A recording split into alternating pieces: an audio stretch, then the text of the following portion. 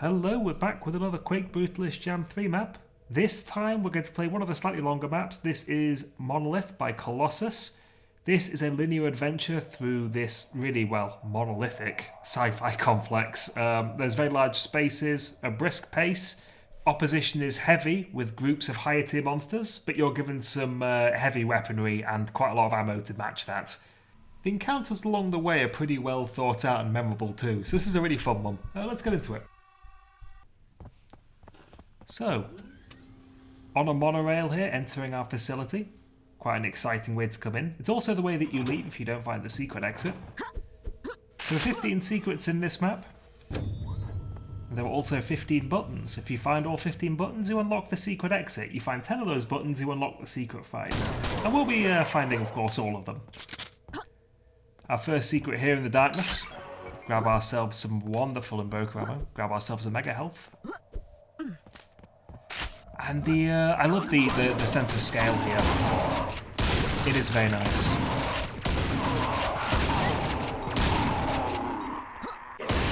It really wastes no time in getting you straight into the combat, and it just ramps up from there, which is nice. You have these very large spaces. Like, they all have names as well, which is good, but they're all very memorable. I mean, look how vast this space is. But they never feel like empty. Their theming is such that it always feels like there's something going on, and the playable space and the quantity of opposition that you're against makes it always feel like pretty well balanced and pretty well considered.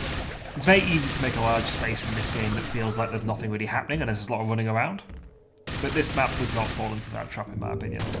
So there's the first of our buttons. This is actually, ironically as I'm saying all this, of course probably one of the most chill areas in the entire map. But there's a couple of secrets in the water. That's all there is down here. Nothing too exciting. Just gonna grab ourselves the bits and pieces and start our journey. That teleporter takes you straight back up to that top level where I got ambushed by the Rocketeers. And here's an example of like the little fights along the way here, the set piece ones. These are all really well thought out. You have the Vor, which is an immediate problem on the top, and then you have the Plasma boys, who are sort of standing on an upper level shooting down at you from multiple angles. Makes it hard to dodge them as well because they come down to your level, and then if you push too far forward there's a spawn inside the shipping container. It's nice, it's a nice classic sort of pit fight where you have to think, how am I going to defuse this one? It's not too hard to defuse, mind you, but you know, it's there. This is another fun one here, you got a similar sort of thing going on. You want to push forward, because if you push forward you get the rebar launcher, and you know, there's the fiend sitting on the head of a champion, which is a bit weird. But it doesn't usually happen, that. There's lots of opportunities to line people up. This map has a lot of great opportunities for really getting some nice shots with the rebar in. Because of the amount of space means that you can kind of kite enemies into positions you want them to be in, and then get those cheeky shots off, which take out multiple enemies. It feels really nice when you get it. That said, this demo does not do much of that. Bits of platforming as well, which I really like. It's a real sense of verticality in these rooms. Climbing over the top. Nice pin situation here. Immediate threat in front of you. To the side of you, you've got these two guys. Which I don't really handle that well, mind you. But it's okay. Classic crate mazing. I just want to say as well, at the starting part of the map, you don't have any armors or anything really yet. I mean, I had the one armor in the secret, which I've kind of burned through. But these pistol trench knights on brutal difficulty, let me tell you, they're nasty bastards, especially here. Because just around this corner, there's a big handful of them, and, you know, if you push out too hard, they'll just shred you almost instantly. They are like chain gunners in Doom. They are good fun.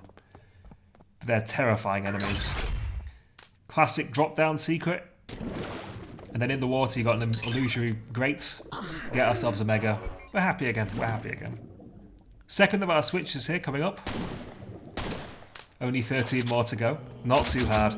Honestly, the hunt for the switches here is relatively straightforward. Oh, that's unfortunate. The hunt for the switches is like to get like 10 of them to get to the secret fight, which is the main attraction for the switches. It's doable in a casual run. My first stream on Twitch when I played this, I did it with very little struggle.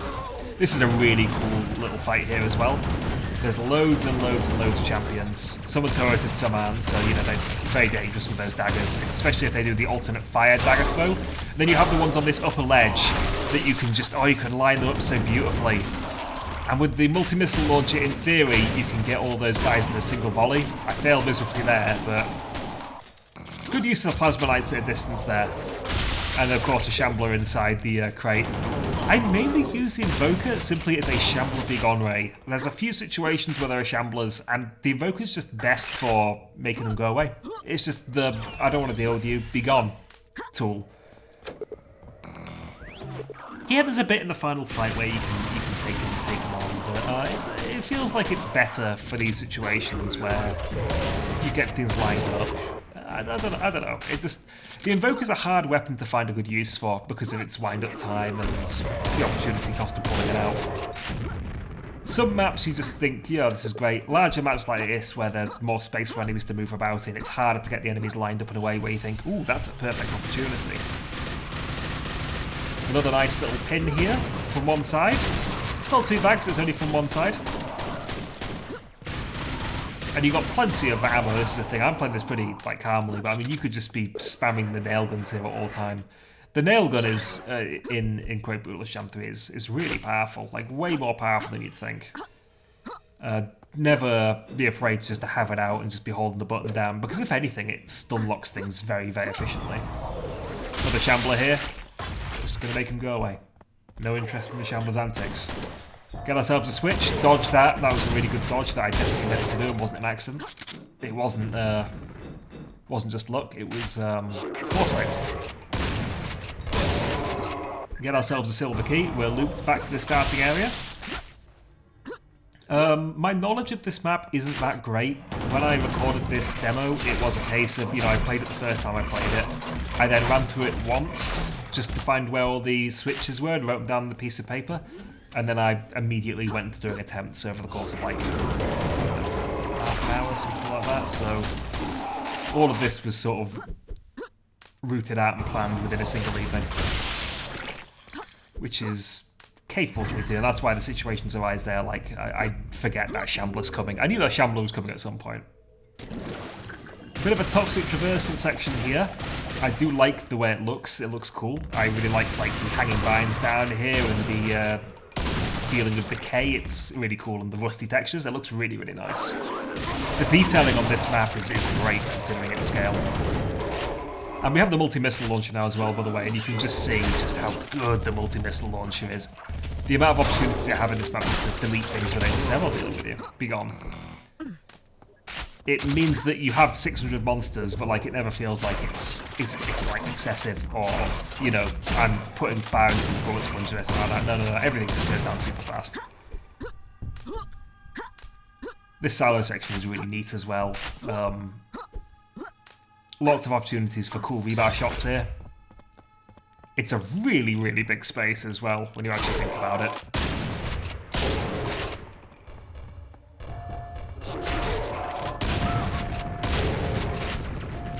So here you go. Here's a good situation where if you do this well, you can get, you know, 4 of these grenadiers lined up and get them all in one shot, and it's the coolest thing ever. Didn't really work out that time for me because I was a bit too hesitant and I let them get into a position side by side, but good fun. Here's an interesting secret back here. You get this little funny vignette. I moved too quickly there, but it's 2 pistol knights just hanging out in the break room talking. And if you sit there and watch it long enough, the dialogue will go through, and then suddenly they just go, she's here, and they attack you. And it always catches me by surprise. The second time I did that, I knew it was coming, and I still got caught off guard. But I trigger that and walk away because there's a secret I'm going to drop down to here, and I wanted it to be open, so when I come back, it's all kind of very efficient for me just to go and grab the armor in there and press the switch that's hidden as well.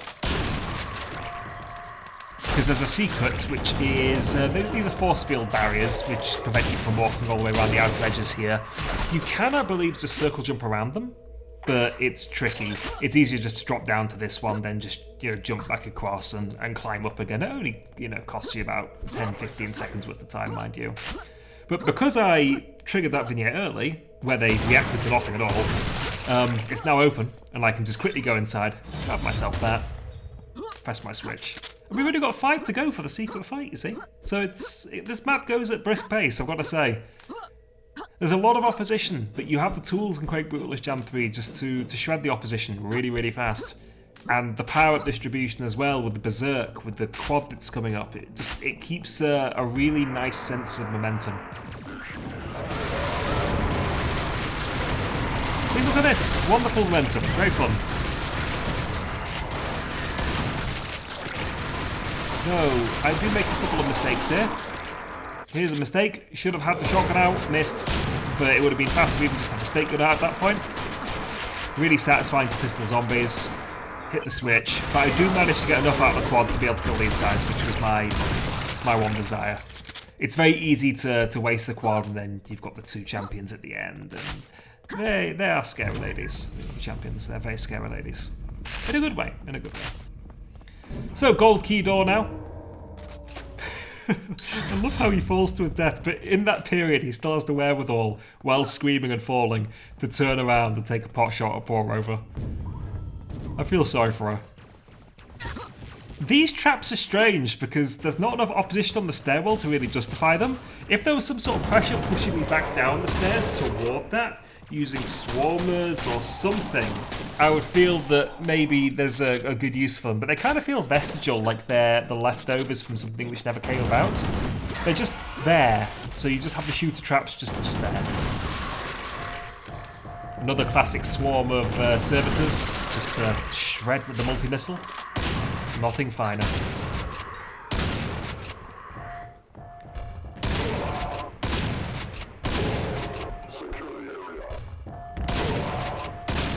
And there's some pretty spooky ambush drop downs here. That one kind of primes you for this next one here, where you think, oh, it's 2 champions, but it's very easy for the ones that drop down. I think there's 4 of them, which is kind of insane. If you push too far forward there, they really bully you. But multi-missile launcher, they're clustered together, not a problem. I love the fog in this area, I love the way it looks, it's super nice. There's probably lots of references here to classic sci-fi stuff that I just don't recognise because I'm a cultural dullard. Anyway, moving on to the residential section now.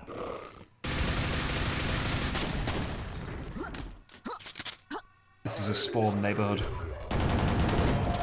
Which makes me feel bad about coming in here and shooting them all because, Spawn wants to live in the apartment building. I'm more than happy to let the Spawn live in the apartment building and hang out, they're just minding their own business, living their lives, having a good time. So there's 4 switches that we need to find in this area to unlock the next sort of bridge across, multiple levels. This is the Shambler Ass secret, or the Seymour Butts secret, I believe it's called, yeah, Under the Stairwell by Seymour Butts. You just get to see a lovely window into some Shambler Asses, where you can touch the Shambler Ass if you like. It's like a museum piece, for the kids. They can put their hands in it and they can feel the different parts of the dinosaur at the Natural History Museum. It's kind of like that, but a little bit more sinister. And getting a bit sidetracked there, thinking about the Natural History Museum. Yeah, champions.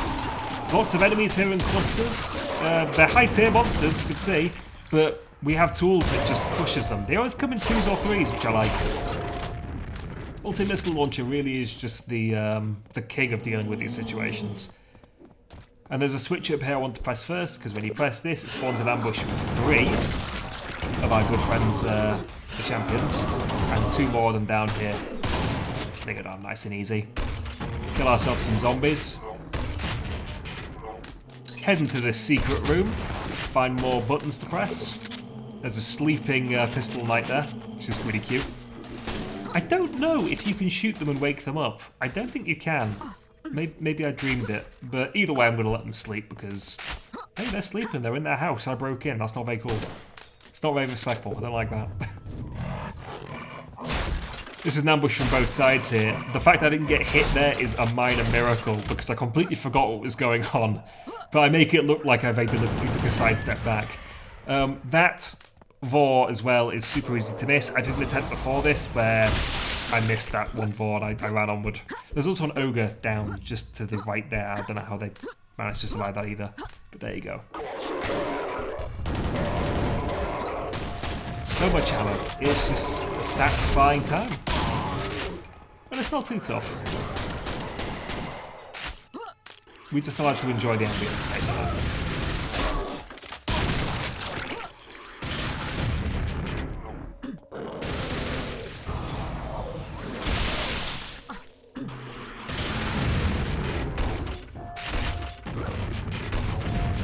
Cheeky spawn, I like it.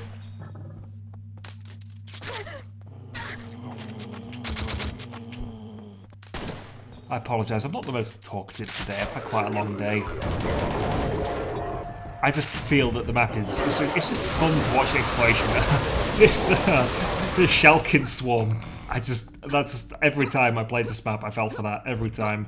You got to be careful as well, because if you like try and dodge them by sidestepping to the left hand side, they go down the stairs, and then because it's a stairwell, sometimes they will pathfind themselves all the way to the bottom trying to get back to you.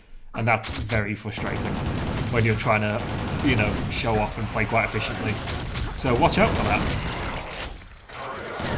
Though if I had the presence of mind, I could have just shot my multi-missile launcher straight ahead and killed all of them before they got close.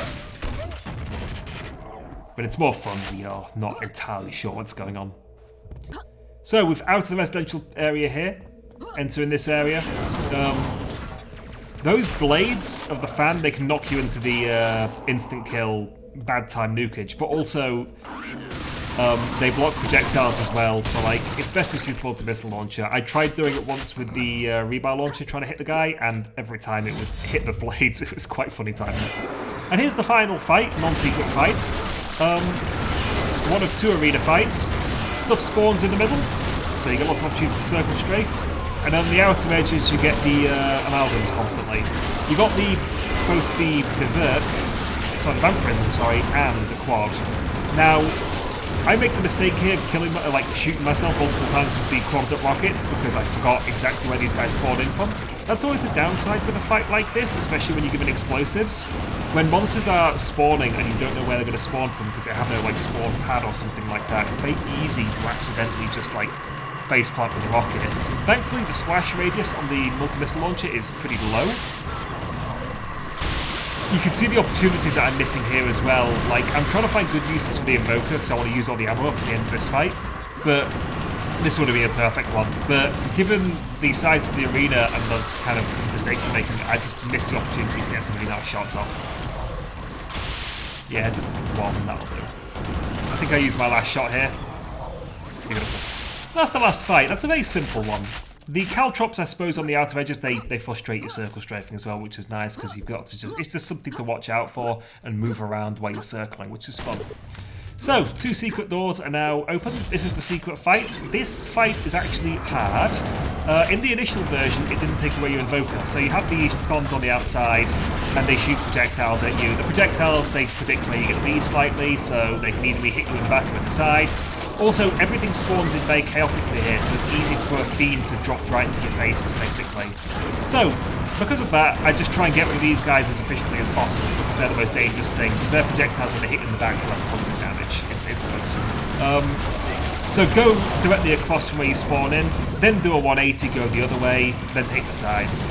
Usually it's 3 volleys with a little stagger in between each one, they go down. It worked pretty well that time. And then it's just a matter of not face-rocketing yourself and just working the outer edge. Maybe you could leave them alive and it'll be more efficient to kill the stuff in the middle first, I'm not sure. There's a mega health in the middle, but if you try to jump to it, it just teleports you back to the side, and that's what happened exactly there with that fiend. They jumped toward the mega while attacking the, what do you call them, champion, and they went back to the outer edge. It just adds a little bit of extra chaos to the fight. But it's a spicy one, this. It's a spicy fight. It's not too bad, but it's definitely spicy. And removing the Invoker is a little strange, because if you miss the message, just where's my Invoker gone? But it works for that fight a great deal. It makes it a lot more exciting, because an Invoker that has quad damage, obviously, is too good for dealing with the turreted Thons on the edge. And this is the secret exit. Your exploration rewards you. You escape the expanding monolithic megastructure. The standard ending is you get back into another, monorail car, and the megastructure continues to expand. So you just keep on moving. But that is Monolith by Colossus, a really great sci-fi structure, basically. A lot of fun, very brisk pace, good fights. Nice, chunky fights. If you like this map, there's another map by Colossus in the pack called Rampage in the resurfaced wing, which I think was initially released for Quake Brutalist Jam 1. That's a super, super fun, action-packed, mob-dense slaughter map style thing. Really fun. Give that a go too. Give Quake Brutalist Jam 3 a go. Thanks so much. Have yourself a good day.